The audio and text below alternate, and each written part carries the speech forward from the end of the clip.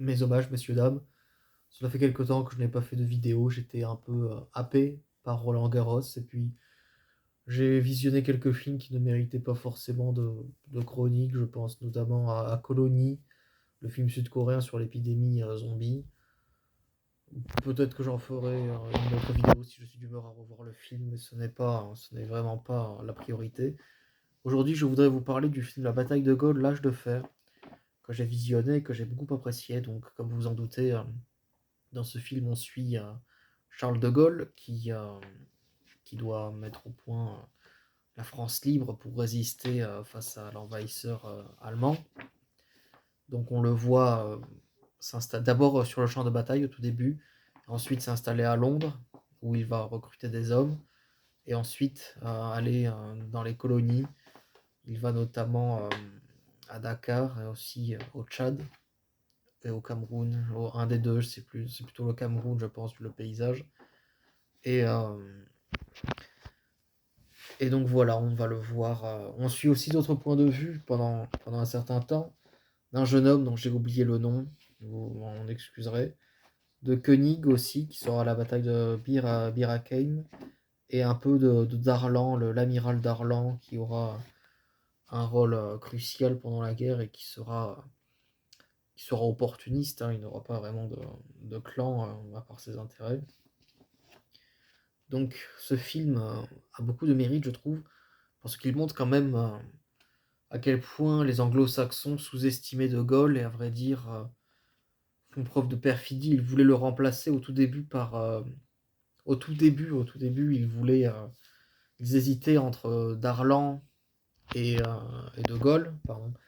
Mais le concours de circonstances a fait qu'en fait Darlan s'est mis à être recruté par Vichy. Donc ils ont choisi De Gaulle, mais ensuite ils l'ont fait remplacer par Muselier, qui n'attendait que ça, en fait, de prendre la place de Gaulle. Et ensuite, il est re-remplacé par Darlan, cette fois-ci, après le débarquement à Alger.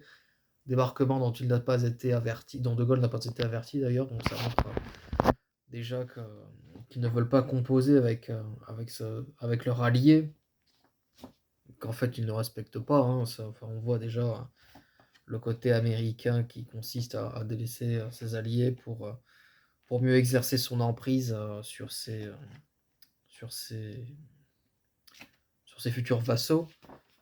D'ailleurs, c'est la grande faiblesse de Churchill dans ce film. On le voit qui ne fait que qui n'a que très peu de répartie face à Roosevelt, qui va bouger ses pions dans ce monde qui change pour exercer son hégémonie.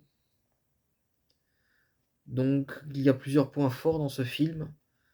On voit au tout début la solitude de Gaulle. Hein. On a l'impression que personne ne va le suivre à Londres quand il demande à des soldats de se joindre à lui. Ils partent tous. Il y en a quelques-uns qui viennent, mais ensuite ils partent parce qu'ils refusent de les féliciter dans la mesure où ils ne font que leur devoir. On voit une bonne réalisation aussi avec des batailles impressionnantes, notamment la bataille de Bir Hakeim avec comment Benoît Magimel. Il y a aussi l'acteur Mathieu Kassovitz qui joue donc l'amiral Darlan, qui est excellent, franchement, rien à dire sur son jeu. Il est totalement dans le personnage du traître. Euh, oui, on voit aussi donc, à part Darlan, on voit aussi que Churchill est nuancé dans la mesure où il va vraiment manipuler De Gaulle. Il sera prêt à se battre jusqu'au dernier Français, quoi. C'est un peu ça, Churchill et les Anglo-Saxons. Ils sont prêts à se battre, mais d'abord en mettant les Français en première ligne, notamment à Bir Hakeim, où le but était de faire gagner du temps aux Anglais, mais les Français étaient encerclés par les nazis. C'était assez déplorable. Les Anglais n'aident pas du tout, en fait, et par miracle, les Français arrivent à s'enfuir vers leur camp. Donc oui, c'est terrible. On voit aussi ce que j'ai beaucoup aimé dans ce film, c'est qu'on voit forcément l'Afrique et les colonies. Dans tous les autres films sur la résistance, on suit surtout des gens à l'intérieur de la métropole, en fait. Et moi, j'étais curieux de voir justement les colonies qui comprenaient beaucoup de Français libres et déterminés à agir. Et donc voilà, je vous ai dit qu'on voyait plusieurs points de vue.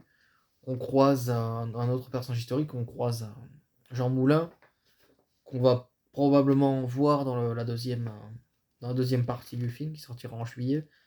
Justement, j'ai hâte de voir cette 2e partie pour continuer à suivre, la résistance, et ça fait du bien de voir un film comme ça qui change de toutes les comédies à 2 balles, qui sont sorties là. Je me dis que la France peut mieux faire en termes de production cinématographique, et voir ce film, même s'il n'est pas parfait évidemment, je crois qu'il y a des polémiques, c'est pour moi, une étape indispensable en fait pour le bien-être culturel de la France et son rayonnement.